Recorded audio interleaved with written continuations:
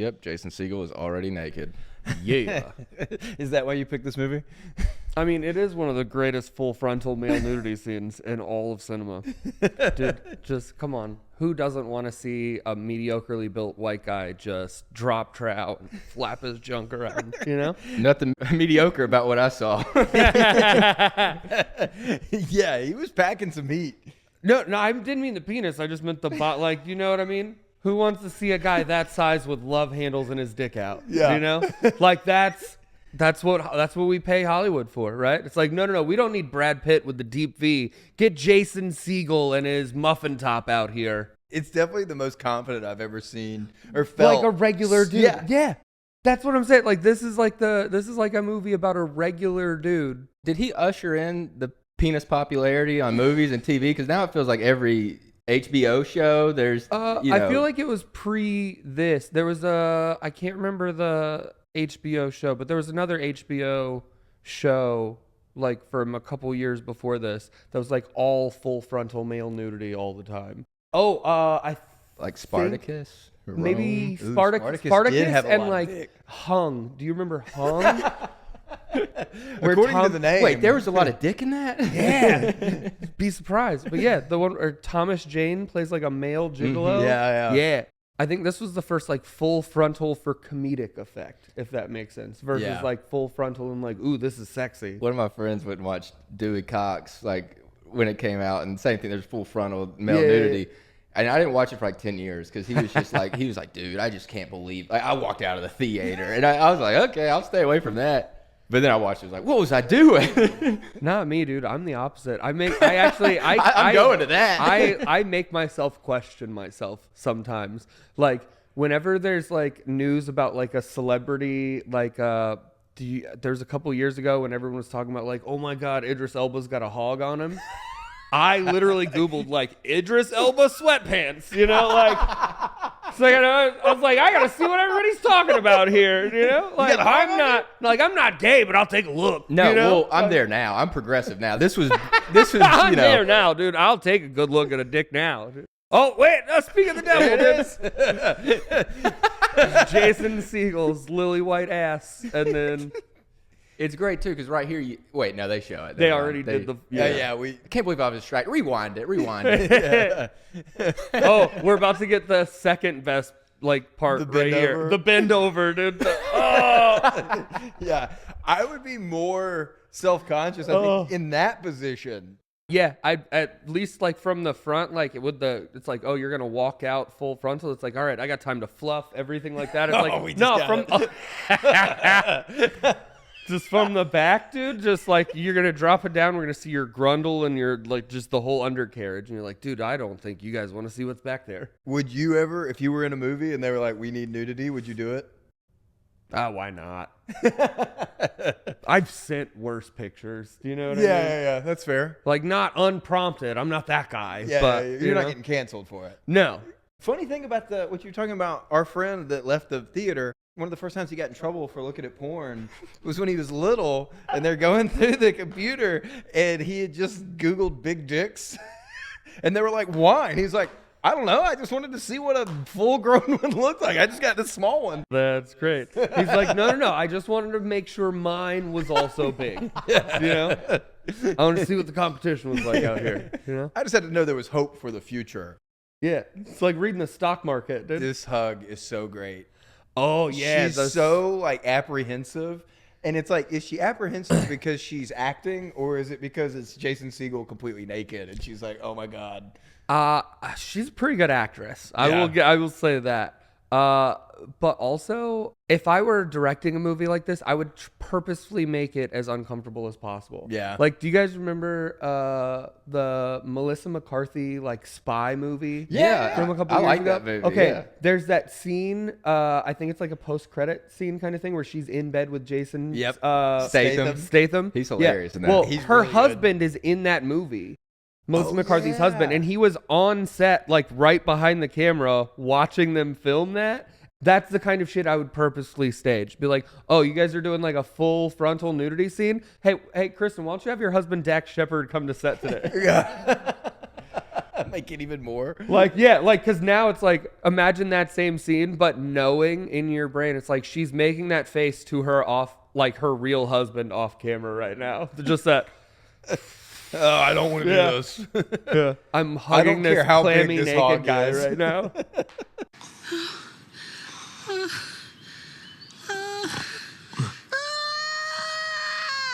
Stop screaming. You loved it. Oh, God. So do you remember watching this movie for the first time? I rented it from a video store like a fucking old person. Oh, my God. And I rented it for the first time when I was going through a breakup. So this movie, like, did the trick, you know? It's very relatable. Like, because I love that the breakup happens at the beginning. Right. Because you go full circle through, you ride through it with him. Hey, what's going on up there? You're getting complaints about a woman crying hysterically? Yeah, you know what? I hear her too, and it sounds like she's having such a hard time. I think it's coming from the floor above me. You're on the top floor. I'll try to keep it down. I could have 20 hours of this CSI show. Oh my God. It's so funny. Yes. Also at the end, the like the post credits when they show like the trailer for her new show, Yeah. like the dog psychic. Oh my gosh. I would literally watch that. Like there's an app on like smart TVs now, and I don't know the name of it, but you can watch like the porn parodies that they've done of like Hollywood blockbuster movies, but they cut all the sex scenes out so you can just watch the story of like parody porns. That's I would why watch I'm always that. watching it anyway. I would watch that of this show. You know what I mean? Just like cut together a bunch of scenes from this show and just put it on like a channel as like a fake show, and I will watch the shit out of it. This guy's great too. Kirk Fox. I got Yeah. I got Allman Brothers tickets tonight. Yeah. He was in Jury Duty. Jury Duty. I was kind of Stand-up surprised comic. that guy didn't recognize him because he's been in like Parks and Rec and I know. this. Like he was recognizable enough where it was like I would have known. Oh yeah. I mean, same thing with. I actually like dug the concept of that show where it's like, no, we picked James Marsden because we want people to recognize James Marsden, and then half of the people don't recognize James Marsden. I fucking love that, dude. When he was just like, "Oh, you're in Sonic. I heard that was really bad." Yeah. I was looking at his socks over here. It looked like it said Sonic, and I'm in that movie Sonic. And I was like, does he have Sonic socks on? Shit, you're in the movie Sonic? Yeah. That's the one with the new one with Jim Carrey, right? Yeah. I heard that was not a good movie. Is it funny or is it supposed to be It's action? like action and funny, like, you know, road trip buddy movie. It was like he and I, and then Jim Carrey plays the. Are you like a main role in it? Yeah. Dude, this The cereal? scene, this all got me. This whole thing, like first, like when he's talking about his brother's wife, and he's like, "Do you want to have this conversation right now?" And he's like, "Yes, that's the mother of my unborn children. I will cut. You're my stepbrother. We're not even blood. I will cut you." Dude, I love Bill Hader in this. You're not even doing a real delete. Oh yeah, when he's like, "That's not even really how you delete all the pictures." And he Oh does it. my gosh. Yes. Everyone's been In there. case we get back together, I want to see I want to have a few. But that scene, like after that, when he's burning the pictures on the stove and his brother does the "I'll cut you" thing, and he's talking about everything that reminds him of Sarah, the cereal box got me when I first watched this, because I had one of those like plastic cereal containers like on the fridge kind of thing, and I literally watched that scene and then turned and looked in my fucking kitchen. I was like, "Not today, bitch," and then went and threw it away. I literally was like, "You know what? You right. You know, I can't have that here. I have the freshest I cereal. I don't need no fresh ass cereal." We laughed so hard at that when we saw it the first time. I remember that was just, Yeah. we were cereal guys growing up. So Didn't really like girls yet, but yeah, cereal. we love Same. cereal. Dude, I had cereal as my only meal today. What cereal? Okay, so Cinnamon Toast Crunch, but they got the cinnamon roll ones now. So they're shaped like little cinnamon rolls. Whoa. Ooh. It's a game changer. Yeah, game that sounds changer. awesome, actually. Also, this is one of my other favorite. Like, there's so many little things in this movie that are like hilarious, like alternate storylines that they end up like looping in and Yeah. tying it. Like, that's one of my favorite things about this movie. It's like you're not just getting his story; you're getting this like everyone at the resort, like with their Vacation. own. Yeah. Yeah. Like the Jack McBrayer and his wife, like the virgin couple on their honeymoon that like don't know what they're doing, is so funny to me, dude. Just the progression of it, just watching him spiral like more and more as he's like, I don't know what this devil woman wants from me. When he just starts Yeah, and then when fuck, yeah, it's like she were trying to fuck, but we keep not fucking, dude. Just the way he says that. The Jack McBrayer learning sex timeline. oh That is my favorite when she tries to go down him and he's like, no, no. God put our mouths on our heads for a reason. No, no, no, no. God put our mouths on our head for a reason. No. Jack McBrayer's the man. I love Jack McBrayer. I love like I said, his like mental spiral in this is so brilliant. Like you could just like watch him get more and more frustrated and confused and not know what's happening. Like the whole like, no, God put our mouths on our heads for a reason. That, and then when he's like complaining to them in the bar later, when he's like, well, let me just say that if God was a city planner, he wouldn't put a sewage like treatment center next to a playground. I think Kunu's probably my favorite character. Him or Jonah Hill is probably my favorite character in this. Oh, Jonah Hill's character in this is pretty great. Okay, Jonah Hill's character in this is great, but always confuses me because a couple years later they make Get Him to the Greek, where Russell Brand plays the same character, but Jonah Hill plays a completely different one. I like to think Jonah Hill is the same character. I like he's to just think the sick of same him. thing. You know, he's like, he was disillusioned like by him and was just kind of like, well, whatever. I work for this asshole now. Dude, I like to think the same thing. I just wish, dude, they could have thrown like any number of just random lines in there to confirm that theory. Or you could just have like Jonah Hill be like, oh my God, I remember meeting you. And you just have like Russell Brand be like, I don't remember you at all. And then that's just the whole thing. But then we know. They don't do that. They're like, no, Jonah Hill's gained enough weight that we can just convince everyone he's a different person. He was bigger at that he point in time. he had gotten big. He was very unhealthy. I like Fat Jonah better. Yeah, like this Jonah Hill and like accepted Jonah Hill. Oh gosh, ask me about my wiener. Ask me about my wiener. And he's so into it. So into it, dude. He's giving spirit fingers. If you watch, he's doing spirit fingers. Yes. Ask me about my wiener. The surfing lessons with Kunu is amazing. Yeah. No, do less. Well, okay, you got to do more than that. But you're not doing anything. You got to do more than that. Pop up now. Stop. Get down. Get down there. Remember, don't do anything. Nothing. Pop up. Well, you got to do more than that because you're just laying. It looks like you're boogie boarding. Just do it. Feel it. Pop up. Yeah, that wasn't quite it, but we're gonna figure it out there. Let's go surfing. Come on. Everybody's learning how. Come on. The weather outside is weather. When he said, the weather outside is weather.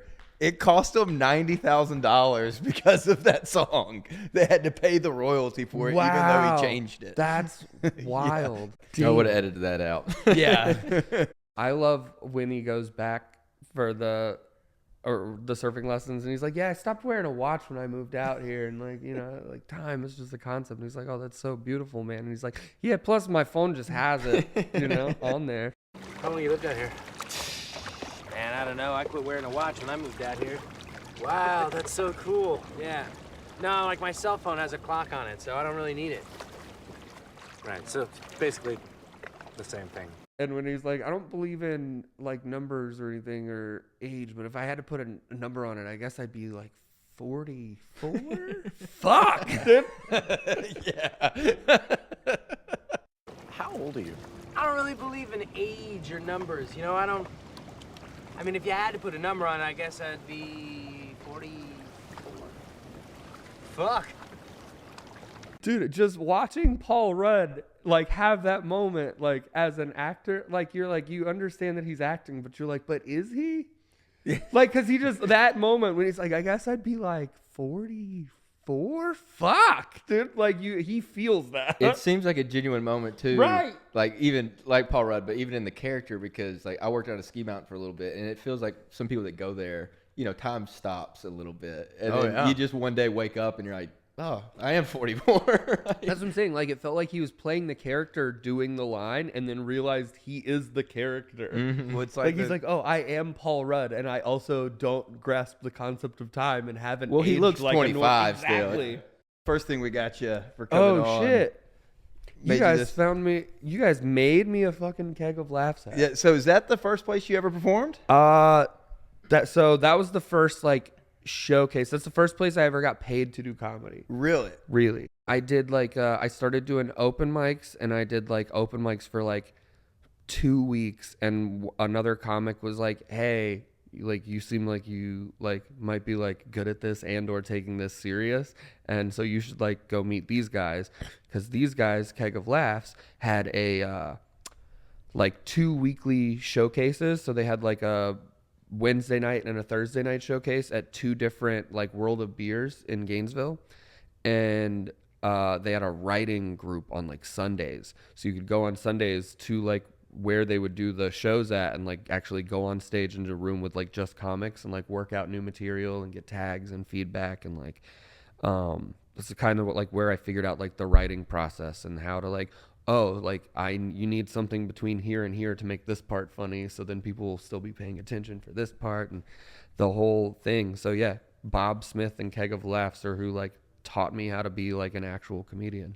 What do you remember your first time performing? Oh yeah, it was Or that showcase? How'd it go? The showcases were great. I remember my first like open mic.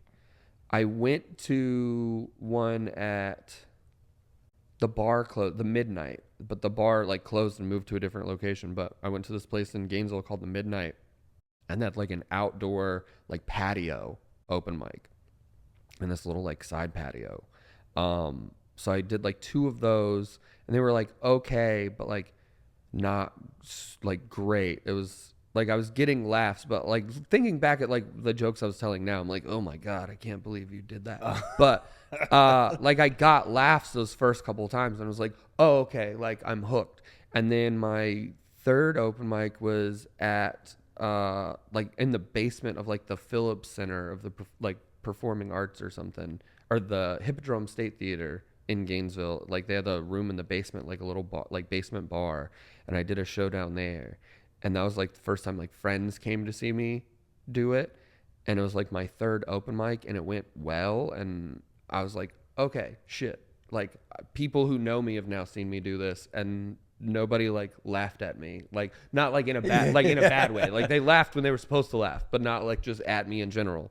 So I was like, all right, maybe this is it. And then like a week after that, somebody was like, you should go check this out. And then boom, like I started working with them and doing showcases and the mics, and then it was kind of just off to the races. Like once I kind of figured out how to write and kind of got challenged that first time of like, the first time I did one of his showcases, it was like a 10-minute spot, and he was like, okay, like that was great, but this is like a neighborhood bar, so you can't come back here for a couple weeks, like until you have some new material. And I was like, oh, okay, I just need new material and then I can do it again. And I had 10 new minutes of material by like the next week. Yeah. So it was like once I took that like as like a challenge, it was like, that was it. That was the end of it.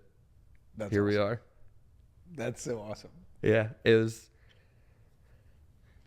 like a comedy class, but like not like you didn't charge anybody money. What's that? Like on the fly. Like it seems like you got it really quick. Yeah, like dude, my therapist like basically was like not nagging me, but like multiple weeks in a row was like, you should try this, you should try this, you should try this. And when I finally tried it and then like went in and talked to her about it like the week after I tried it for the first time, she was like, oh, okay, like are you gonna go back? And I was like, yeah, I think I'm gonna go back. And then like a month later, we were sitting and I was talking about something for comedy, and my therapist was literally like, do you realize your entire outlook on everything has changed? Really? And I was like, what are you talking about? And she was like, went back and she's like, this is what like we were talking about in like your early sessions, and then this is what we were talking about, and then like once you actually started doing this thing, like you came in and you were like engaged in every week, it was like, I can't wait to tell you about this, and you never were like that before. And I was like, oh shit, like it, like there was that thing that like sparked and like engaged my brain and like gave it like that like outlet it needed to like dump some of the excess shit that I just carry around. I love that we're having such a like touching, meaningful conversation. That damn horn for that train. I listened to a podcast earlier, and I heard you talking about how much you love the sound of trains. Oh yeah, no, this is fantastic. Yeah, we got this place just for you, actually. It's like we timed this perfect. We were actually gonna wait and have the train whistle start the podcast episode. Next gift we got for you. Oh shit! All right, what do we got here? Dude, the Chris Farley van down by the river. So how long after you're doing that open mics were you living in a van? So 6 months into comedy, I was doing comedy as my job. This is fucking awesome. I love the Al Donnelly. They've got some good little in there. details in there. Oh, yeah, that's amazing. Dude, I started doing open mics. I started like doing showcases, and I started like hitting all like the Florida cities and finding all like the little places to do like showcases. And I found this promoter, Alex Soto, who has a club in Central Florida now in Summerfield called the Junk Joint. At the time, he just had a bunch of like different comedy rooms around like the villages. So like he had like 17 like rotating shows. So it'd be like, okay, these 3 shows are like this week, and then these other 3 shows, it'd be like, okay, these shows are like the first Thursday of every month, and then this show is like the third Friday, and this show is so on and so forth. And so it was just like this little, almost like a mini circuit of like rooms that you could do. And when I first started working with him, he was like, dude, do what you want. So all of a sudden I was just, as often as I wanted, I could just go do 20-minute sets every night. That's great. And that just kind of exploded everything. And then I got booked at the end of that year because I got diagnosed in April, started stand-up in May of 2019. And in November of 2019, I booked that tour with like this company out of Tallahassee. And so got booked for that, went up at like the end of February to Tallahassee, like moved into this like house they had rented for us to start rehearsing for this like regional like variety show tour. And then COVID happened, the world locked down. Ugh. And I had just quit my job like to do stand up because I was like, oh, I'm going on this tour, like everything's like worked out, I'm gonna be famous. And then the world shut down, and I was like, I meant homeless.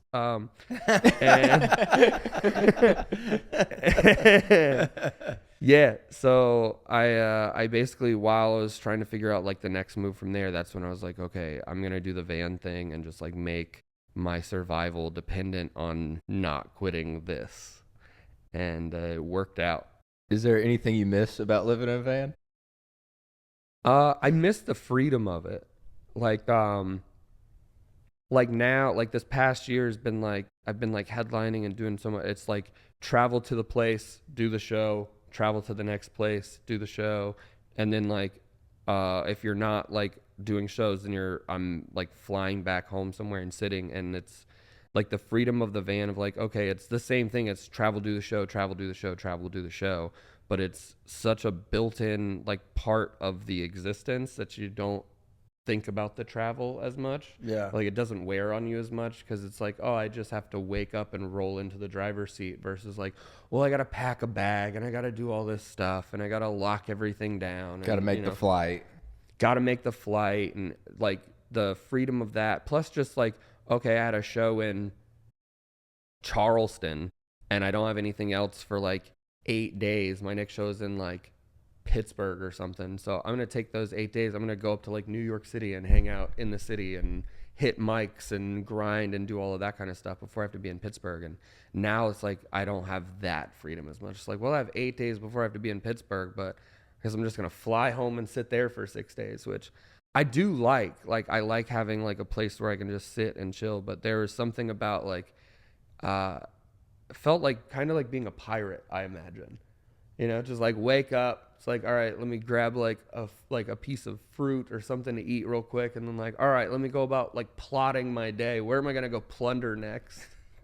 Got to avoid scurvy. Yeah, dude. Eat your citrus, you know. This is so funny. The way Aldous is dancing on stage. When he wrote the song Inside You, Jason Segel wrote it and was like, I just pictured what would be the worst song imaginable to hear your ex, like his new boyfriend, singing to your ex-girlfriend. Yeah. Inside of you. Oh, fuck. With the dancing and like the... up on his toes. Like, I'm dropping it in her right It's now, like, dude. oh my God. It's like, dude, Scotty doesn't know. Ooh. I think that's worse. Right? That is worse. That is worse. That's like, at least in this scenario, it's like she was cheating on me, but now I know about it. Yep. Versus in the other one, like learning as you're hearing the song. That's a hell of a pull. It's a great scene in Euro Trip too. Matt Damon. Matt Damon. That's okay. There's a good question. Best cinematic, like made up rock star.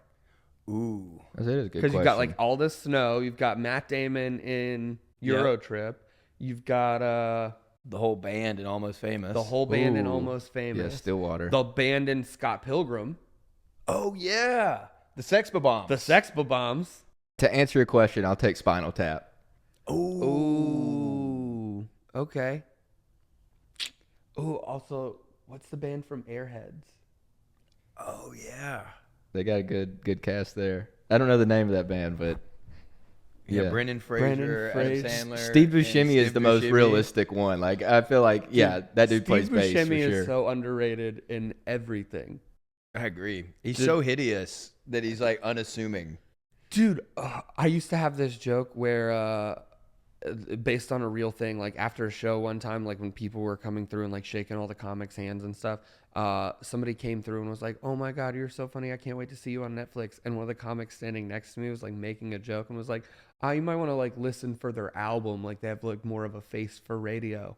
And I was like, it was hilarious. But then later that night, I literally texted him. I was like, "Hey, you're an asshole." You know? And he was like, "What are you talking about?" I was like, "You said I have a face for radio, but I'm watching Boardwalk Empire right now." And I sent him a screenshot of Steve Buscemi. And I was like, "How dare you say I have a face for radio?"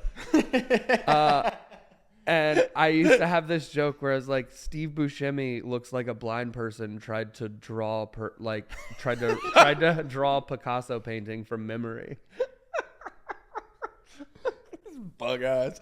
Yeah, dude. My favorite Steve Buscemi cameos in 30 Rock, where he tries to go undercover a high school and act like he's a kid. And so he walks out wearing like a backwards hat. He's like, "What are you fellow kids up to?" My 600. My favorite Steve Buscemi is still to this day the Billy Madison. Oh Steve yeah, Buscemi. no. Glad I know that guy. Yeah. Dude, he's Real glad I apologize to that guy. That Putting on the red lipstick. that Steve Buscemi and Steve Buscemi when he fucking like has his mental breakdown in Armageddon. Oh yeah. He's great in that. He's almost a little too uncomfortable.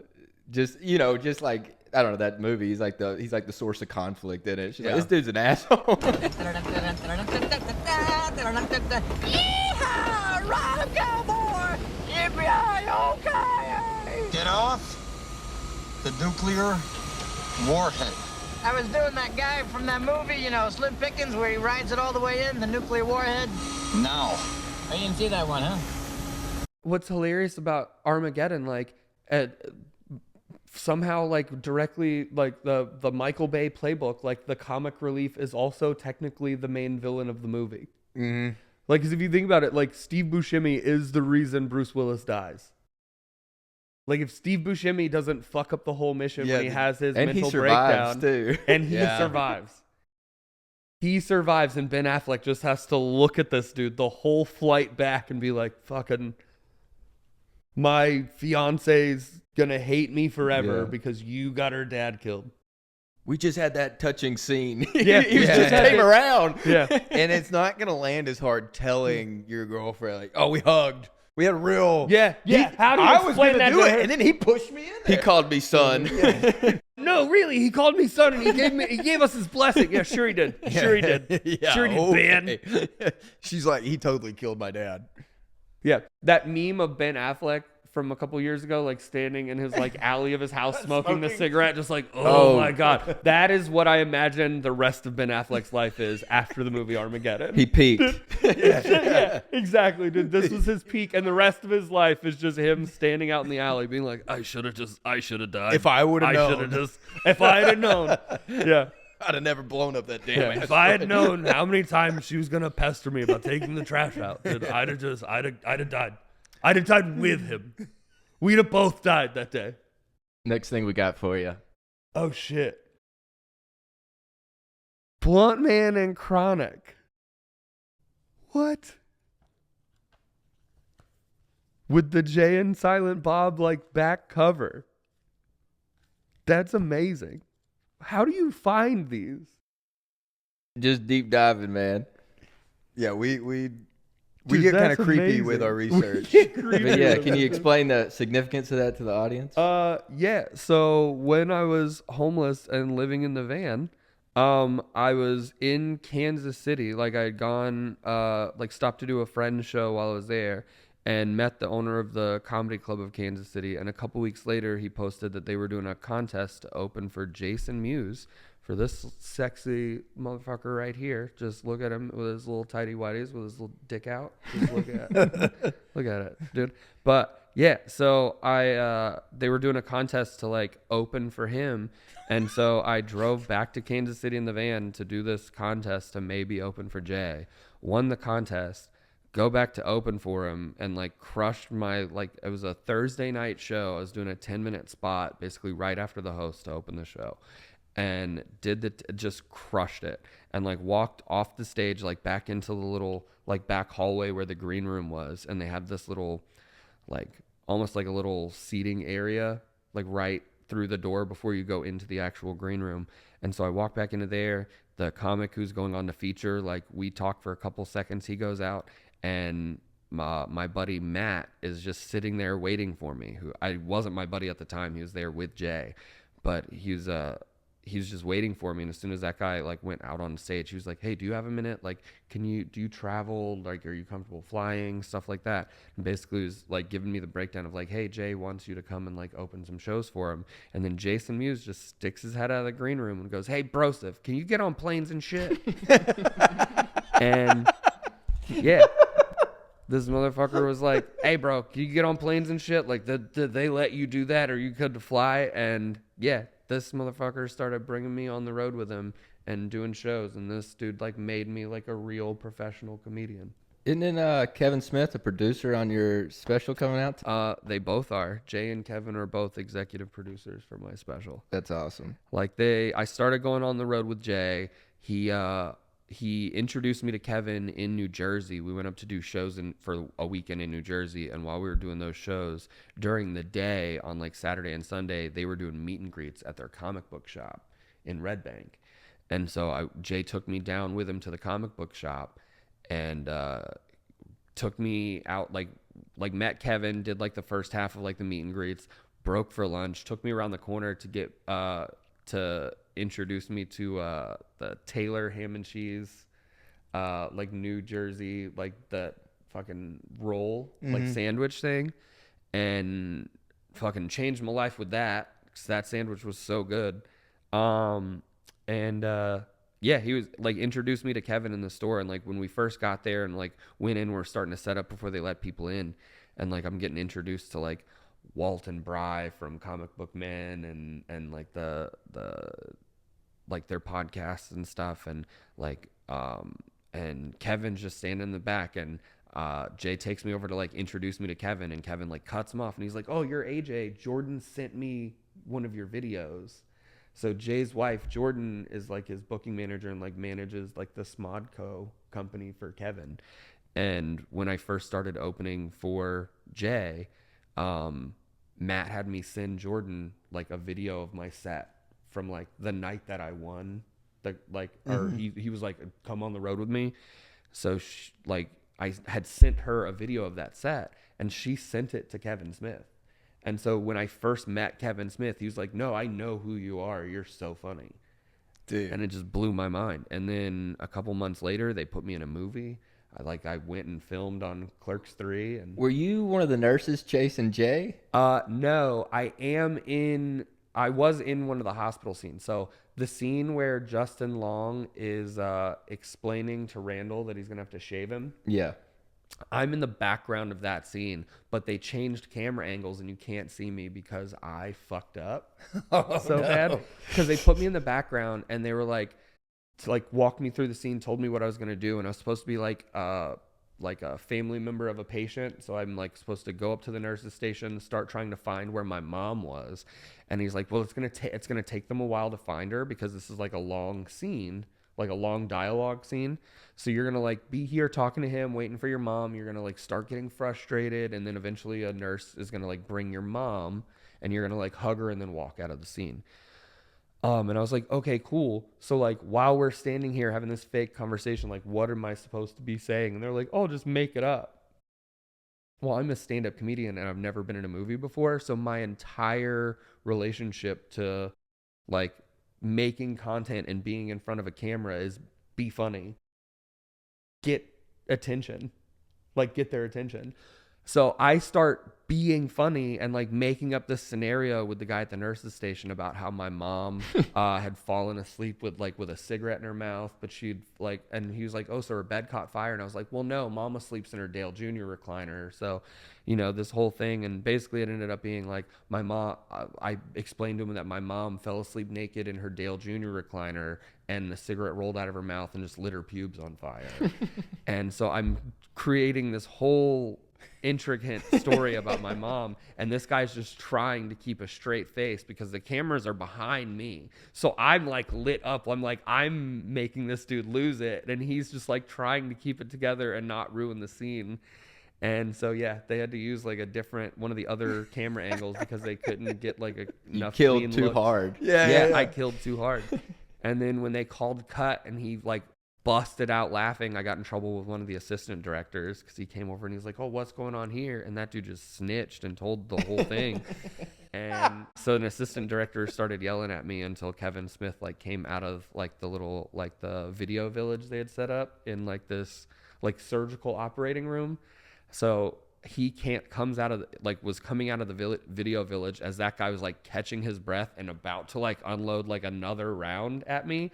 And Kevin Smith was just like, oh, AJ, you made it. And then I was like, oh, hey, like good to see you again, Kev. And that guy just hears me talking to Kevin Smith and he's like, oh, they know each other by name. I'm in trouble. And it was like, yeah. So Kevin Smith saved me.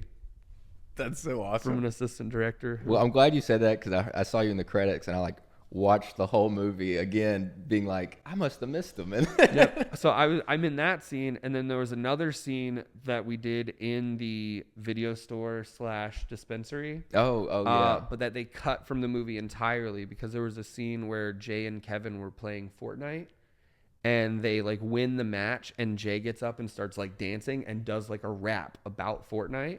And when they were doing that scene, I'm in the back of the dispensary, like at the counter trying to buy weed, and I just basically look at them all confused and like keep looking around and nobody comes to help me. So eventually I just pick the shit up and walk out with it. And as I'm like walking out with it, like I walk out of the door and I basically hold the door open and Dante and Randall come in from next door to ask for like to film like their movie in the store. And that whole scene ended up getting cut because they couldn't get the rights to use like the Fortnite stuff. Like you guys were talking about. That's the rights that's to what music. I was thinking. Yep. It ended up being like a Fortnite's rights issue. So they like cut it, and Jay had said something at one point about like they were going to try and get the rights and like reuse that scene in a different movie later. So maybe we'll get to do that again at some point. But it was just mind blowing, dude. So like I didn't end up making it in the actual final cut of the movie. But I'm like credited in the movie still, and I got to like be on set and work, and I got like paid for it. You're on IMDb. I mean, I did that myself, put myself on there. But I don't know if you guys know that. I didn't That's know how that works. Yeah, if you don't have like a big timey like agent or something like that, like runs all that stuff for you, I was just doing it myself.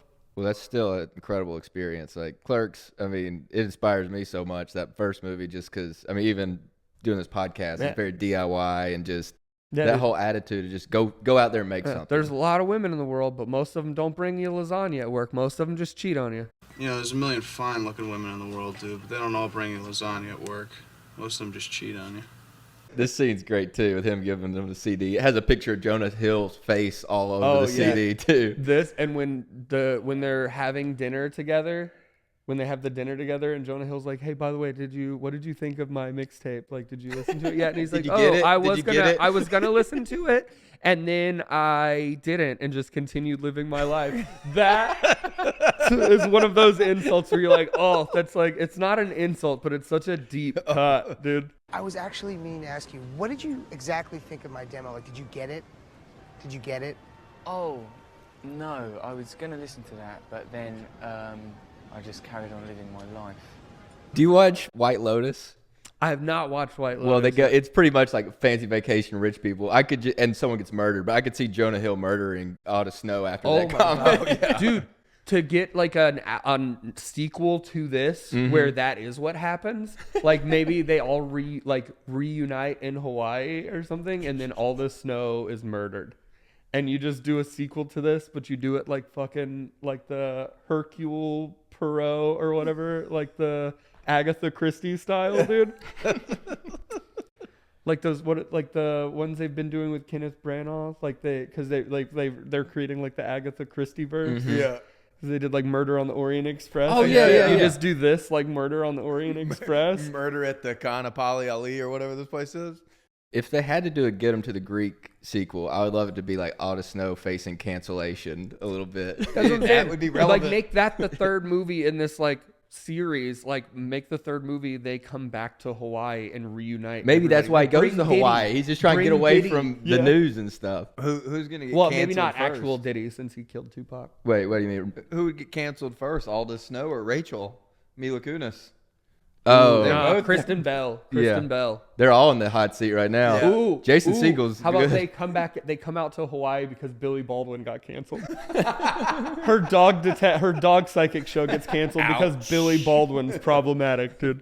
And you have Billy Baldwin play like a Charlie Sheen type. Dude, like have Billy him come out, like you know what I mean? Like, that'd be a great like turn for him in his career. Yeah. Dude, if there was a Baldwin who could play Charlie Sheen, it's Billy. I think Alec could do it too. Alec, he's pretty great. You know what? You're right. Usually he's the preferred Baldwin, I feel like, outside of, the whole Russ situation. Yeah. But that's the thing. He is the preferred Baldwin, so let's give it to the other one, dude. Let's make the other one go. Like who is the... It'd be like a Tarantino move. I'm going to revive this guy. Yeah, or like, who is the brother from fucking Entourage? Johnny Drama. Yeah. Kevin Dillon. Yeah. Kevin Dillon. Exactly, dude. Exactly. Let's fucking Kevin Dillon, Billy Baldwin. Victory! This is great. Dude, Jack McBrayer. Dude, when they actually cut to them having sex, like, good for the first time, and they're just both like cry laughing. They're just like both coming and just you have Christ between your legs, but with a shorter beard. Yeah. He was so nervous about filming those scenes that they both got completely drunk. Oh, and he that's said, dude, hilarious. You'll notice. He's like, dude, I'm sweating my balls off. Because just I'm nervous. Booze. Yeah, he's like, and I'm drunk, and he's like, look at me and look at how much I'm sweating. He's very red in that scene. He's very red. But also, not weird, like, this movie makes me think that Jack McBrayer fucks, dude. Like, because the confidence to play a guy who can't fuck this much, do you know what I mean? Oh, yeah. To play a guy who can't fuck, sell it so hard, you have to be so, like, confident, you know what I mean? To be the guy that people are going to be like, oh, that's the guy that can't fuck. Like, every time you walk down the street in New York, Jack McBrayer throws down. Like, he has to, dude. That would be so massive insulting hog, dude. For all he's, like, accomplished. If someone did say, oh, that's the guy that can't fuck. Like, dude, God. Jack McBrayer has to have, like, an Idris Elba-sized hog. Dude, look it up. Jack McBrayer sweatpants. Jack McBrayer gray sweatpants. I didn't know until recently that he was gay. I was I was like, I wasn't surprised. Like I was like, oh, he is. Okay, I could see that. Yeah, that checks. He probably still fucks though. Yeah. It's just not what. Gay or not, I stand by what I said. Doesn't change the hog on the guy. Nothing gay about Googling Jack McBrayer hog over here. All right, so who would y'all, if you had Kristen Bell in this movie? I thought you were about to say, would you rather go watch sea turtles with this guy or go hike on a mountain with me? They fuck for 4 hours, dude. They fuck for That's like Jack McBrayer fucking. Dude, this.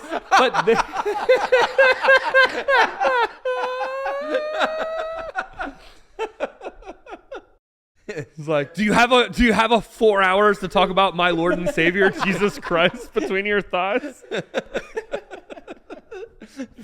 Oh no, dude, that guy. Okay, again, those like small little like storylines they give you throughout this. The bartender dude who's like, I used to live in South Central, dude. And until I was like, no, I've moved to Hawaii. Now I can name over 400 different types of fish, dude. The confidence of that. Like, if there's anybody in this movie who's on the spectrum, it's that bartender. You'd think it'd be Jack McBrayer, but you'd be wrong. It is that bartender. That knows all the fish. Yeah, when he just starts naming all the different fish, and he's like, what's the state fish of Hawaii? He's like, Anuma Pui, bitch. That's actually the state fish. And whatever it was, I can't actually say it. Yeah. But when he's talking to them about snorkeling, and he's like, come on, go snorkeling, dude. It's sea turtle fucking season, dude. They fuck for 4 hours. And they're like, no, we're gonna go on our hike or whatever. When he turns and dejectedly walks away, and he goes, why won't anyone go snorkeling with me? Dude, that is my inner monologue most of the time. Dude, it's like, hey, yo, what are you guys doing today? Who wants to like film or hang out? And everyone's like busy. It's like, why doesn't everybody want to film stuff with me? He kills it at the end too, and he's like, you know how hard it is to turn down a quarter, a quarter blowjob. Yeah. Oh, he cheated? Did he? He turned down a blowjob from his ex-girlfriend mid blowjob. Blue balls. Do you know what that does to a man? How do you feel about heights? Do you like jump off rocks or anything like that? Oh yeah, heights don't bother me. Like that sounded like Jay there. I climbed a lot of trees as a child, dude. I jumped off a lot of shit. Heights don't bother me. Confined spaces bother. Like heights don't bother me, but if I'm in like one of those elevators with the glass like facing out and it's packed full of people, that will make me panic. Yeah. No, elevators. Elevator by itself, like in that elevator alone, let's go. Well, it sucks too when you're crammed in there because all I'm thinking is like, this elevator is going to open. I'm going to get stuck in here, and then I'm going to have to talk to all these people. I'm more worried about the social interaction. That is 100% the issue. Like when I first like had like a reaction like that, it was like 5th grade like safety patrol field trip, and we were at the National History Museum in DC, and we went to take an elevator up to the next floor, and there was like 40 people in this elevator, and I was just stuffed in, and I had this thought like, we're going up one floor, but I was like, the elevator is going to get stuck, there's too many people, and then I'm gonna have to like talk to all of these people for like hours while we wait for firefighters to rescue us, and then I'm gonna have to talk to the firefighters and like everyone who and I just had this full on just spiral, just like we had got out of there. My mom was one of the chaperones for that field trip and literally took me back to the hotel and was just like, we're done for the day. And I was like, oh, thank you. Thank you. Oh, yeah. I don't need to know anything else about the government or history or the space center. Fuck that place. Well, I mean, I still went, but I think the most fact about this movie that's pointed out the most is that Mila Kunis, it's not really her boobs in it. That's why I hate movie facts. It really makes me mad that the dude, penis is real. I wish it wasn't her real butt in this movie. She has a pretty flat butt. Dude, Mila Kunis is so insanely gorgeous. She's insanely gorgeous. Like every shot of this movie with like when you see her face or she smiles or anything like that, every single shot of her face, you're just like, oh my God, Mila Kunis, I'm in love with her. And then they show them walking on that hike and it just ruined everything. I'm just like, oh, he's going on a date with that sweet little boy. That little toddler there. Yeah. Yeah, he's just on a date with a sweet little Hawaiian boy. In the movie, would you rather go with Rachel or Kristen? Ooh, okay. Or Sarah Marshall, I guess. Okay. I'm still going to go Rachel. I'm still going Mila Kunis because Kristen Bell is too good of an actress in this movie. Because she's an actress playing an actress. So the scene where she goes to the front desk to talk to Rachel and was like, he's such a good guy and like, don't hurt him. When she goes to walk away and she shakes her hands loose like an actor finishing a scene, in that moment, I was like, oh, she's a fake bitch. And like, that ruins her. Because prior to that, like they're showing you the back and forth between like, okay, like she cheated, but like. For a year. For a year. That's such a long time. Right. But like when they start showing the back and forth and they give her moment to like tell Peter why she cheated, and you're like, oh, okay, they're like making this human and like, you know what I mean? Like they're humanizing her a little bit. But when they show her with that, like trying to undermine him being happy without her and her being fake. And that's when it's like, oh no, she does suck. Well, even when he calls her out on it, when he's like, hey, we're not on The View here. You can talk to me. Yeah. And but even no, I agree with your pick there, just because like I don't want to do like red carpet stuff. Some people maybe do, but I don't want to be the guy behind there holding her purse. Nope. This part right here, dude. But where she like starts crying, like tearing up yeah. about how great of a guy he is, but then when she walks away, watch, she does like the in this movie that ruins her whole character for me. Well, Mila Kunis is kind of crazy too. She has that scene on the beach where she's like, I'll kill you. Deal's back on, motherfucker. Yeah, but I love that, dude. I love that kind of crazy.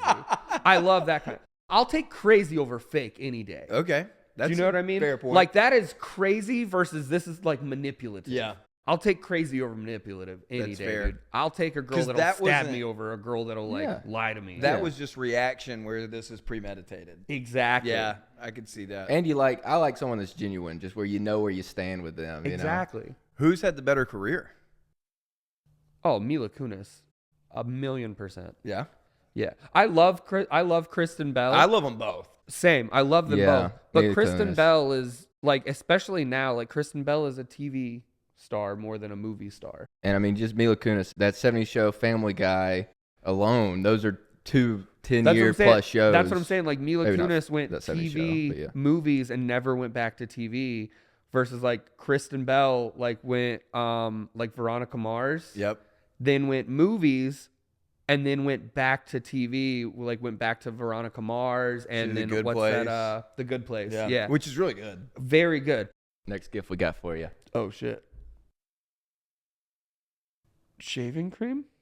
Screw the bottom. Oh, stash jar. Fuck yeah, Jurassic Park style, dude.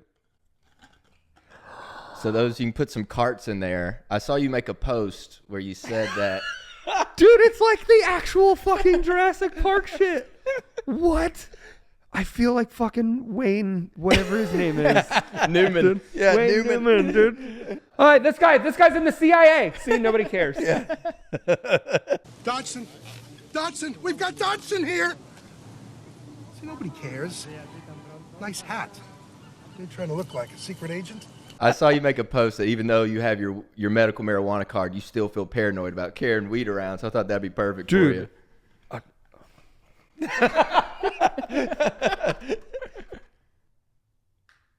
Oh yeah, that would be crazy. I was about to say, dude, does it actually have shaving cream in it? That would be good. That would be good. No, officer, I just carry around an empty bottle with me. Yeah. Oh, is that out again? God. That would be great, though. You start shaking it, and he's like, hey, what's all that clacking noise? I don't know, man. I don't work for Barbasol. That'd be cool if that was silly string, too. Yeah, that's what I was like, dude, if I push this and just anything at all comes out. So you just travel with silly string on or you? or if it's an actual vape, it's just like, dude. People are like, what is he doing? Just fucking housing shaving cream. Fuck, man, you're cool. Is he doing whippets with his shaving cream? Oh, what a badass. This is great. Where they're just hanging out on the surfboards talking. Oh, yeah. Just broing down. There's Fuck, rules you're cool. here.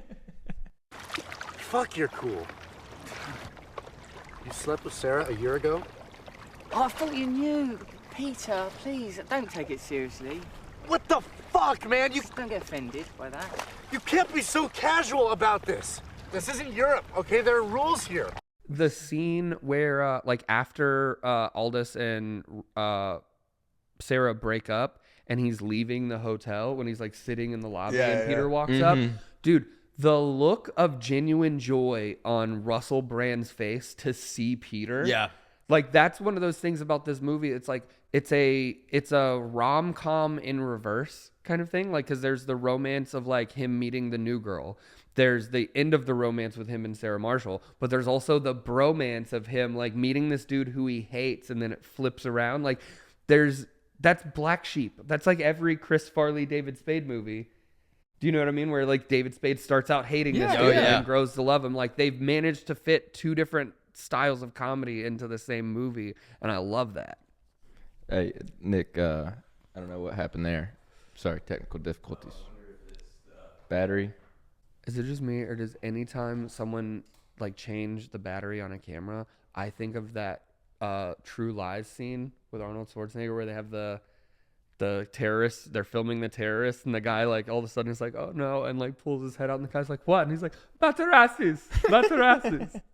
We will detonate one weapon on this uninhabited island as a demonstration of our power and Crimson Jihad's willingness to be humanitarian. However, if these demands are not met, Crimson Jihad will rain fire on one major American city each week. Batarassis. That's hilarious. I hadn't thought about that. I just watched that movie for the first time. What? No, it's a great one. I love a lot of the Arnold action movies. Yeah, dude. Tom Arnold, best actor of his generation. Oh, Tom Arnold. I love Arnold, dude. That had both the Arnolds, dude. Yeah. Arnold Schwarzenegger, Tom Arnold. The best Arnold, dude. In college one morning, I had to go clean the frat house, and I was up there, and everyone's hungover. It was after a big game weekend. And there was this guy on the couch named Todd Singleton. He was laying there, and he was just flipping through channels, and he goes, "Oh, True Lies is coming up next. Hell yeah!" And we were all like, we were all just lost it. And so, oh hell yeah! Yeah, he was just so fired up. That became one of our most quoted things that whole year. True Lies is coming on next. Hell yeah! I thought you were going to tell a story of meeting Arnold Schwarzenegger. Oh yeah, that was. We met him in Sun Valley. You sounded so unenthused. You were just Oh like, yeah, oh yeah, man. Well, it wasn't like that big of a thing. He wasn't like super nice or anything. We just literally like. He was kind of a dick, actually. Yeah. It did it again. Yeah. Well, What the hell? I remember this story because Mom told me it, I think, recently, where you asked for an autograph or something. You're like, "It's my brother's birthday." It was my birthday, and he's like, "It's my brother's birthday. Can I get an autograph?" He goes, "No, but tell your brother happy birthday." That's awesome. Oh fuck! I forgot when they moved his room. They were right next door. It was the only room they had available. I'm sure it was. Also, plot hole in the movie. Why are they not in the Kapua suite? She's a movie star or a TV show. He's a famous traveling singer, and they're just in a regular room. Because I thought about this. I've weirdly had this conversation with someone before, right? It's like, why weren't they in the Kapua suite? Because she is a TV star, and the reference they make at the beginning of the movie is Oprah. So it's like for bigger stars than she is, and he is staying there with her. He's not paying for the room. He just basically crashed her vacation because he's boning her. I also think Rachel's a terrible employee. She just goes hiking in the middle of the day. She gives him the suite that's $6,000 a night, and all he has to do is clean up after himself. Like, dude, I love those kinds of hotel employees. Yeah, I'd give her 5 stars. I want to go to this hotel if I get this experience. Hell yeah, dude. Yeah, can't wait to go back to Hawaii, dude. I got to bang the front desk girl. That shirt he's wearing is hilarious. Dude, I was just gonna say I was gonna talk about the shirt thing because that's one of those like flashes she's gonna have. Oh shit. Oh, fucking Sir Tommy Bahama. That's amazing, dude. The fucking shirt. Take my eyes, but not the shirt. Take my eyes, but not the shirt. Not so eloquently as you just put it, sweetheart, but ultimately, yeah, that is... Oh, no! Not the shirt! Oh, my God, dude, that is awesome.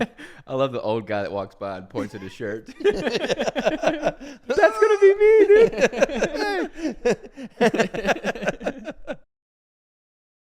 That is fucking awesome. Well, have you ever been on a super awkward double date before? Oh, yeah. Yeah? Yeah, I've been on super awkward double dates. I've also, this is back in my like 20s. I was like the first year after I was like back out of the army, I was dating this girl that we'd like gone to like school together at one point. And me, her best friend, and her best friend's boyfriend all went and did like a weekend like trip together to St. Augustine. Where we had a super awkward double date because like they got in a fight right before we went to dinner kind of thing.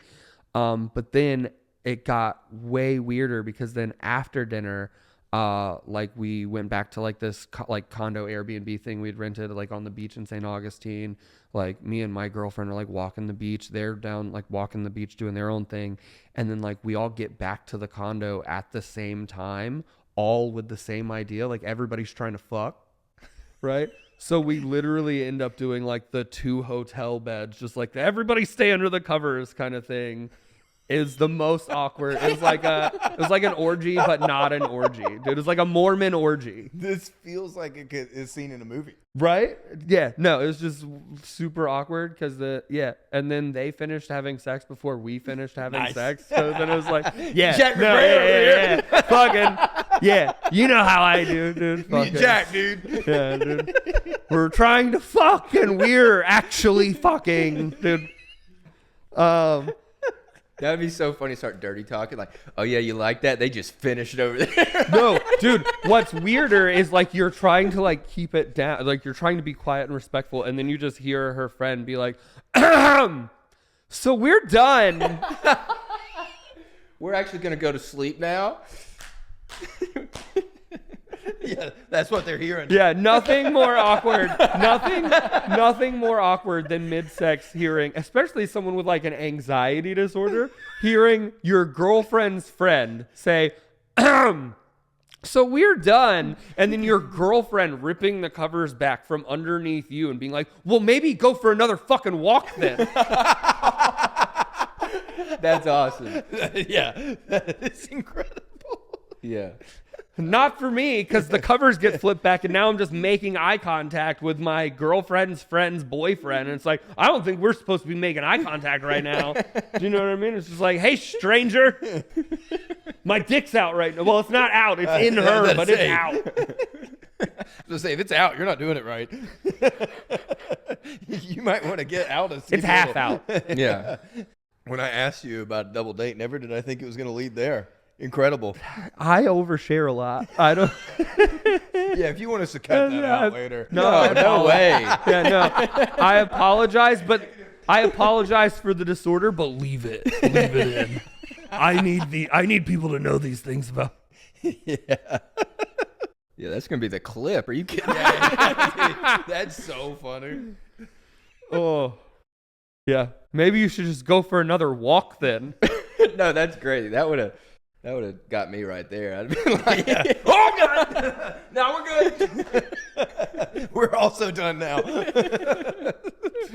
I'm just happy I didn't like misinterpret that in the moment and be like, oh, I mean, I could go for a walk, I guess. Like, you know what I mean? I'm just glad you won the race by not winning. Dude, I'm a people pleaser. Dude, it's a disorder. I'm trying to set a high score. I don't know how many more people are going to let me do this, so I'm going to impress while I have the opportunity. In front of an audience? You're just a man that loves an audience.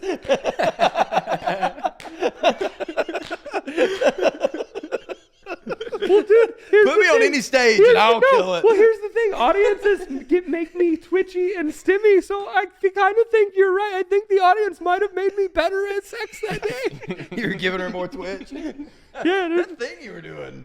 I was just really in the moment. I was riffing there. I did some crowd work. Yeah. I thought you had a Charlie horse for a minute, but you never stopped. So where are y'all from? How'd you two guys meet? How long you guys been together? All right, gotta get back to the routine now. Oh God. Weird. Normally I have to ask how long a couple's been fucking. This time I know the answer. 38 seconds. Oh, geez. Hey, first time.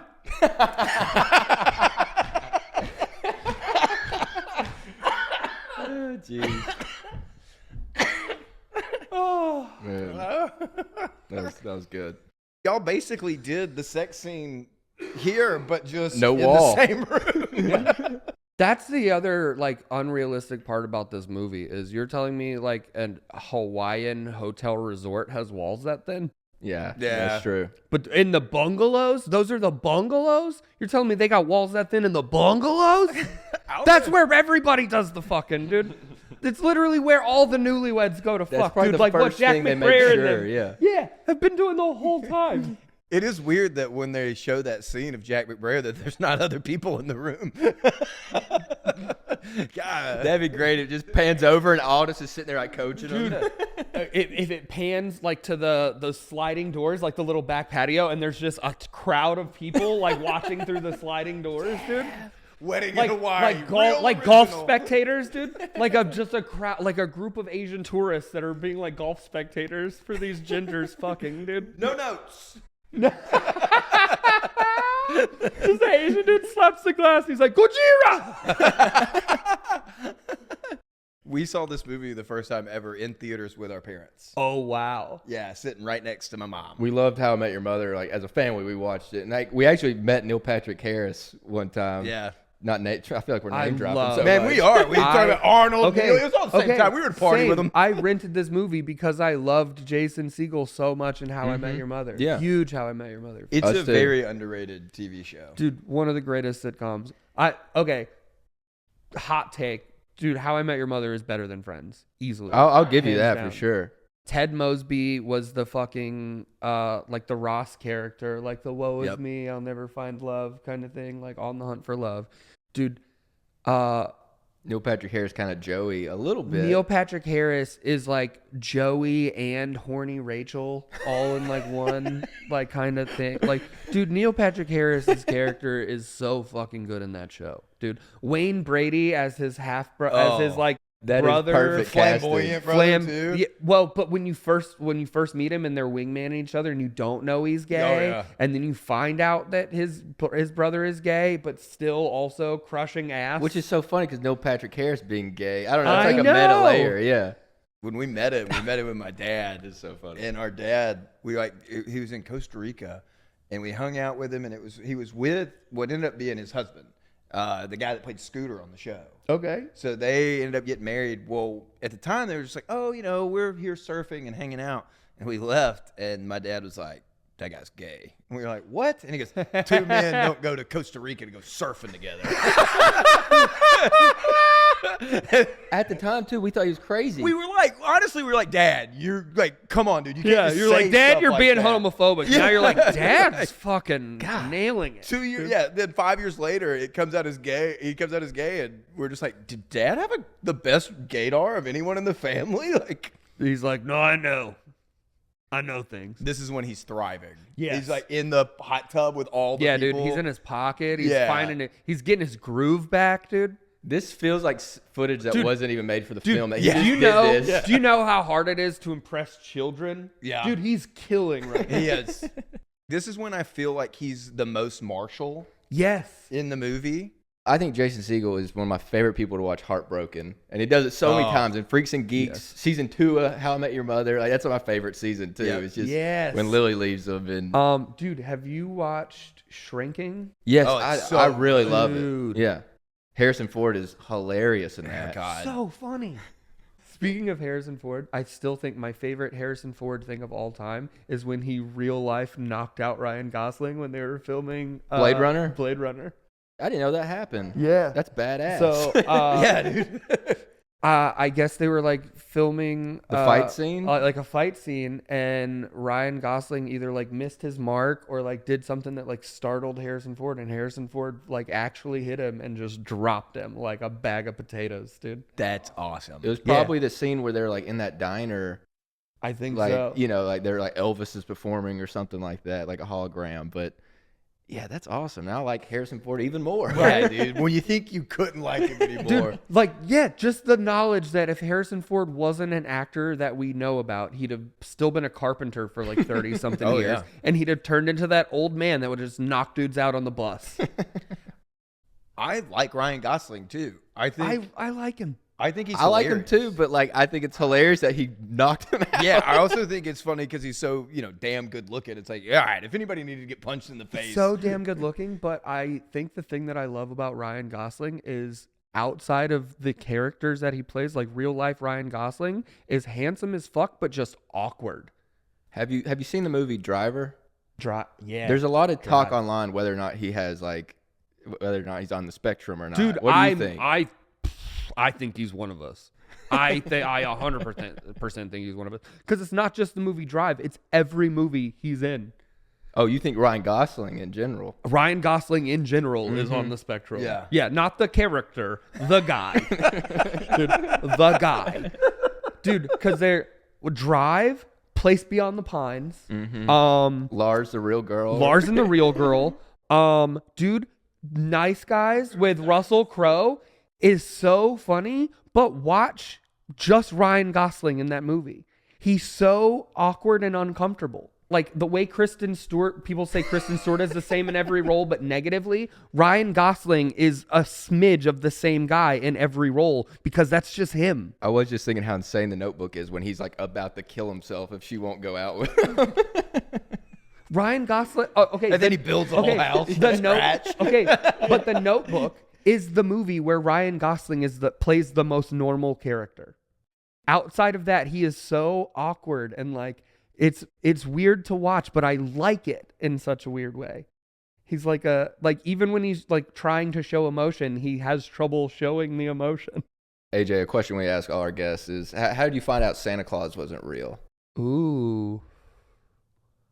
I don't remember how I figured out or like learned Santa Claus wasn't real, but I remember like after figuring out Santa Claus wasn't real, like I remember the first year I got to help my parents be Santa for my brothers and sisters. That's cool.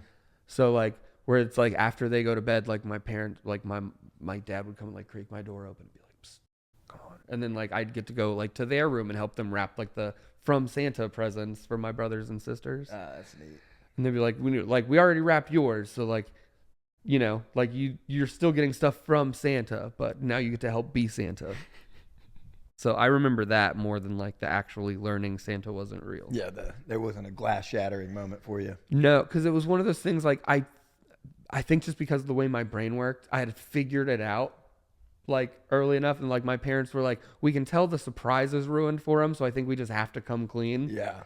At a certain point, like we have to find a way to get joy back out of this for us now. They didn't want you to ruin it for your other. It's not that I would ruin it for my siblings, like because I wouldn't ruin it for them. It's just they could tell I wasn't getting the joy anymore. They're like, okay, the magic is gone for him, so we have to find a way to bring the magic back. Because now it's just depressing to us to watch two kids get the magic and one kid not get the magic. Yeah. So then by getting to let me help be Santa, I got like they're like I like it.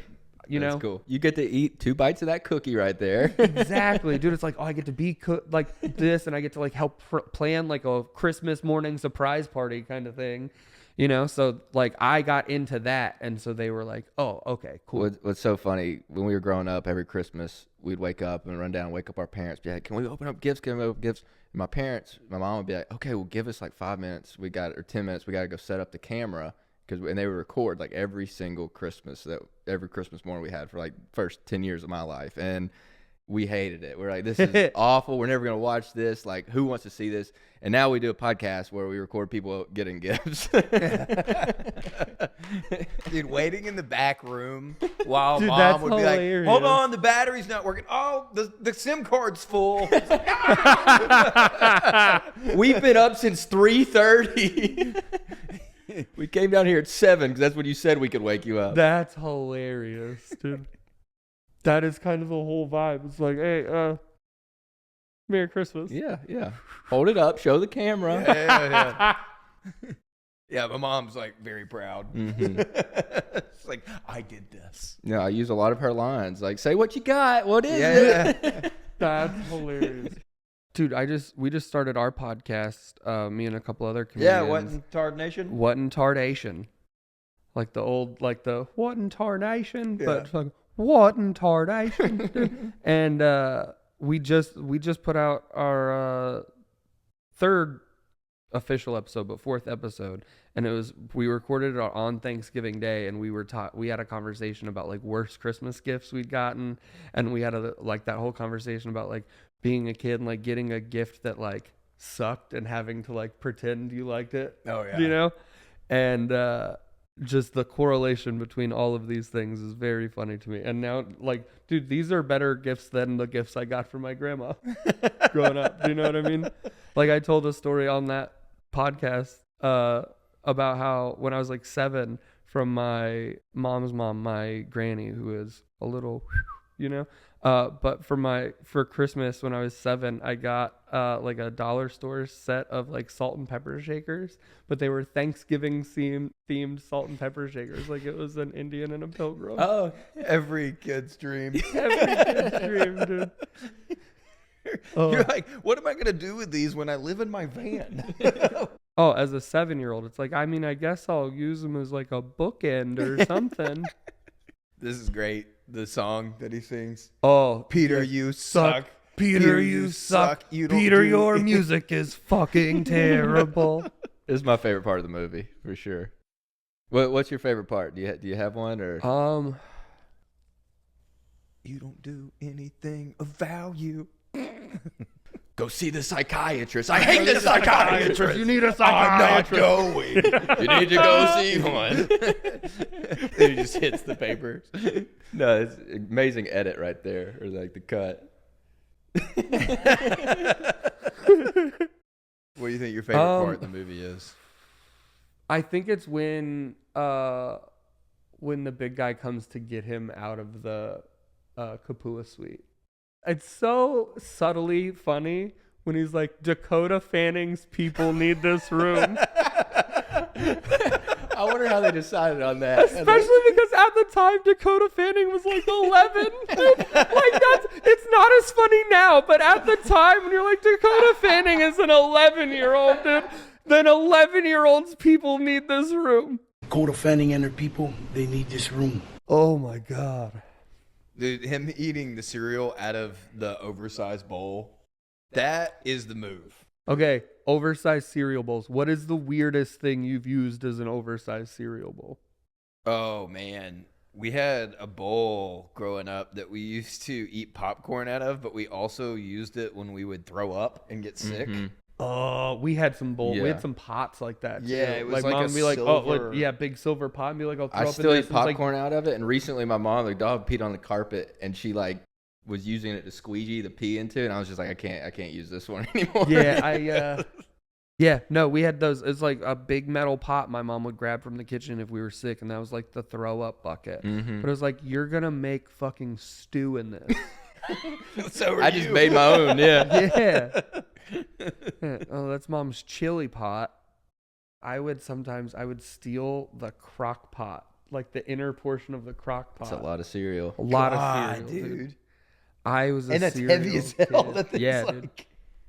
But that was the idea, because I would take the cereal bowl and then I would set it on the floor in my room and watch cartoons. So the big heavy bowl, I'd be like, that way if I get up for something, I won't knock the bowl over. That was because I was like, I would sit crisscross 20 applesauce, pounds. dude. Yeah, because I would sit crisscross applesauce with the bowl on the floor in front of me. If it was like a plastic bowl, because I'm like a gangly, like even as a kid, like I was like a taller kid, and then hit like a crazy growth spurt between like 7th and 8th grade. But dude, I would just, unfolding my awkward body, I would knock the bowl over. And I'd knocked it over like 7 times in a row. Like 7, I'd ruined 7 Saturdays. Do you know what I mean? So I was like, I've got to come up with something. So that was my workaround is I'll use this massive ceramic fucking bowl that's weighted like somebody fucking pancaked a bowling ball, dude. Pretty smart. Pancake the bowling ball. Yeah, I mean, work smart or not. When's the last time you used that? Was that just as a kid, or have you ever whip it out in the van? It was earlier today. I never whipped it out in the van. I actually don't have a crock pot now. I need to buy a crock pot. Well, your next gift. Oh God, dude, that would be insane if you were just like, well, we already brought it up. Dude. You guys deep dove. Yeah, we've actually found a childhood photo. We got your mom to fax us, and yeah, here's the exact crock pot. It's the exact, but there's no crock. It's just the pot. Here you go, man. You know, eat all the cereal. Not even a lid, dude. Just the bowl. To bring it back to the movie, I do love how it ends with the Muppet puppet show. Like, you know, a lot of rom-coms, I think that really, like, I don't know, gives it some extra points for me, how it's more just about his self-growth and just moving on and putting himself out there. Also, I like this was one of the first rom-coms, maybe not, maybe I'm wrong, but I felt like this was one of the first rom-coms where the girl goes after the guy at the end versus the guy chasing the girl. It's nice to feel wanted. Right. It is. It is, dude. But also, it's like, okay, this is such like a body positive movie for men because like most of the time, like in a comedy, or if like if the dude's gonna be like the love interest, he's got to be jacked, right? He's got to, like, Ryan Reynolds was the rom-com star. Yep. Before he was an action star, kind of thing. Definitely Maybe was great though. Definitely Maybe was great, but like, this is the dude. Like, he is a regular looking guy. Yeah. Like, handsome guy, but just a regular guy. Like, he's not jacked. He doesn't have a six pack. He's got love handles and a little muffin toppy. Like, he's a regular looking dude, and the hot girl goes after him. I think because he's confident.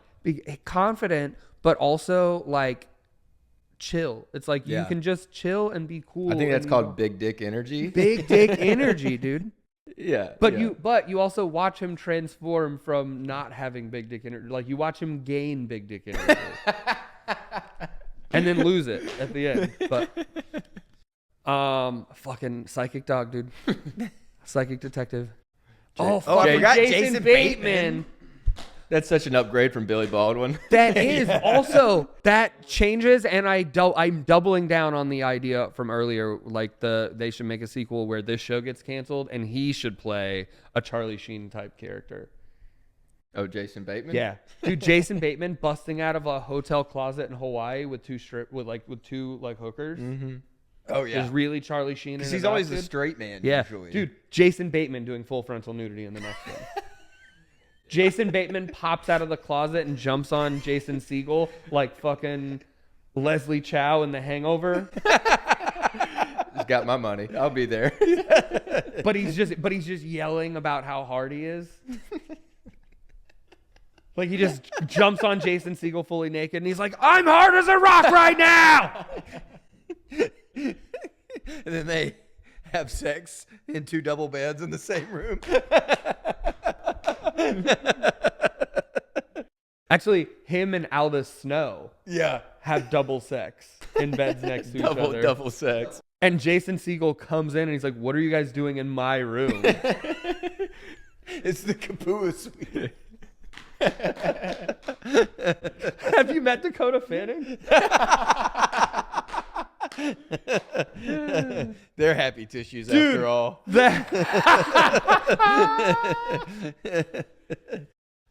But Dakota Fanning is riding the big bald dude around like a horsey. I'm only picturing 8-year-old Dakota Fanning. No. Adult now Dakota Fanning, dude. Well, that's all the time we have here. No kid, no. We'll talk to you all night, but I do think we should wrap it up just because that was such a great riff to go out on. Yes, that was amazing, dude. Thank you guys for having me. Thank you for all these incredible gifts. We're done. Turns out you've shattered my heart into a million little pieces, and I'm like, Dick doesn't want to be around you anymore. Well, please plug whatever you have coming up. So beginning of January, I'm doing Appleton, Wisconsin, and Tulsa, Oklahoma. I'll be there with Jason Mewes and then like headlining my own shows on the Sundays. February of next year, I'm doing the Jay and Silent Bob cruise. The cruise is askew. There's still some cabins left for that. That's awesome. So cruiseskew.com. And my special Captain Autism is coming soon. I don't know when yet, but soon. I don't know which camera to look into, but soon. Yeah, It's coming soon. We're on the final edits. It should be out hopefully by February at the latest, at the absolute latest. Awesome. But keep an eye on that. AJWilkerson.com, or check us out our new podcast, What in Tardation, at tardpod.com. I only can picture Jason Mewes looking at you and being like, "So you do boats and shit?" Kinda. That is kind of exactly how it happened. Because Jordan emailed me about it, and then we were texting about it, like doing the cruise and stuff like that. And then Jay just called me one day because we'd been playing Fortnite, and somebody asked about the cruise, and he's like, "Oh yeah, we got big news coming for the cruise soon." And then he was like, he's like, "Blah blah blah, AJ, what are you doing after this?" And I was like, "Nothing." He's like, "Okay, I'm gonna call you." And he got off Fortnite and called me, and he's like, "Hey bro, do you get on boats and shit?" Like just to fuck with me, because I do that. I tell that story as his intro when we do shows together. Like when I'll feature for Jay, I'll stay on stage at the end of my set, and then instead of like the host coming back up, I'll just stay on and do Jay's intro and bring him on. So I'll tell that bit as like his intro. So he'll come on, since I've started doing that, he'll come on stage and literally like address it and be like, "It's so funny, AJ tells that story and remembers what I said to him," because that is exactly what the fuck I said to him. Dude, and I have like because I record my sets with my Apple Watch. I get all my audio for my sets. And my Apple Watch was still running when that happened. So like I have the audio recording of Jay. I heard it. Yeah, it's hilarious. And we might plug it in the video. Yeah, we're gonna have to put it right here.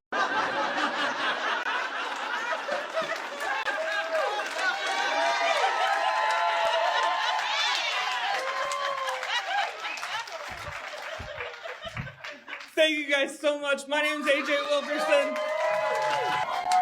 Great job, bro. Thank you, dude. What's up, bro? So do you fly? Do you get on planes? Yeah.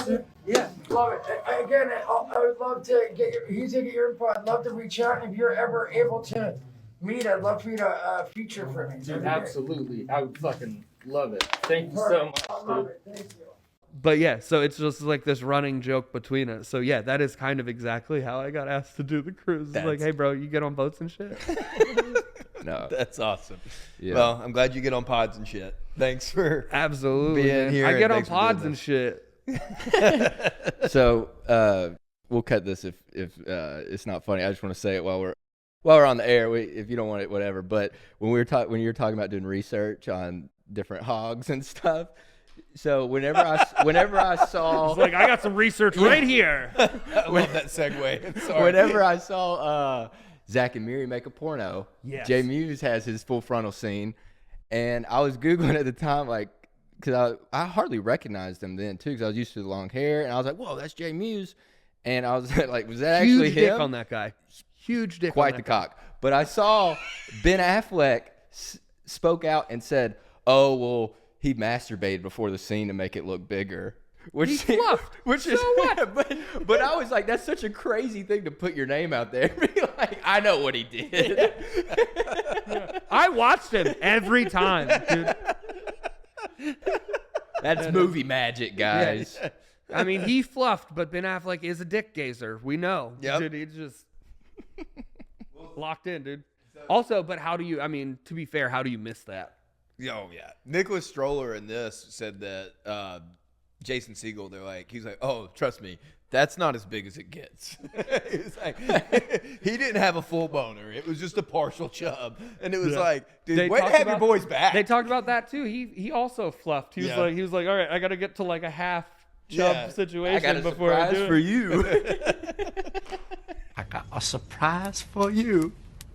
At the end, they said when him and Mila Kunis we're doing that last scene that he kept like when she was like the camera would look at her, he was like shaking her. He said he like put it on his watch. I was like, you know what time it is?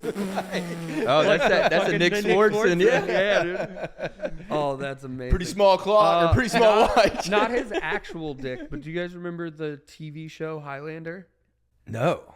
Oh, the TV show Highlander starred Adrian Paul was the actor's name, but my mom loved the show. So it was based on the same concept of the movie Highlander, and they did some crossovers later on. But the TV show, one of the early seasons, my mom had like the DVD box set, and in one of the deleted scenes, like bloopers or whatever, the Adrian Paul dude comes walking onto set, and he's got like a trench coat thing on, and when they go to film the scene, he's supposed to like turn, and the trench coat like comes open, and you see that he's got his swords and stuff. But when he turns, he's got like an 11-inch dildo hanging out of his zipper of his pants, and everybody's just fucking losing it, dude. It's maybe my favorite like blooper outtake scene of all time, besides the Parks and Rec one of Chris Pratt. Yeah. Everyone loves the comeback coming story. Her back, yeah. Kim Kardashian. Yeah, that's a classic. Everyone loves a good comeback story, right? Seabiscuit, the Mighty Ducks, Robert Downey Jr., who Rocky. else? Yes. Kim Kardashian. Well, in the video she gets cum on her back, I think.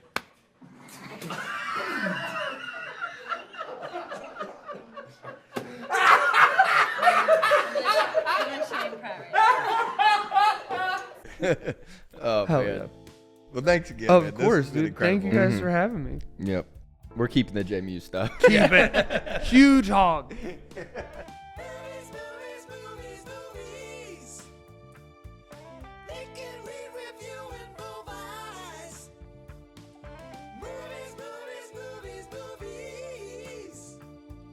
Watching movies till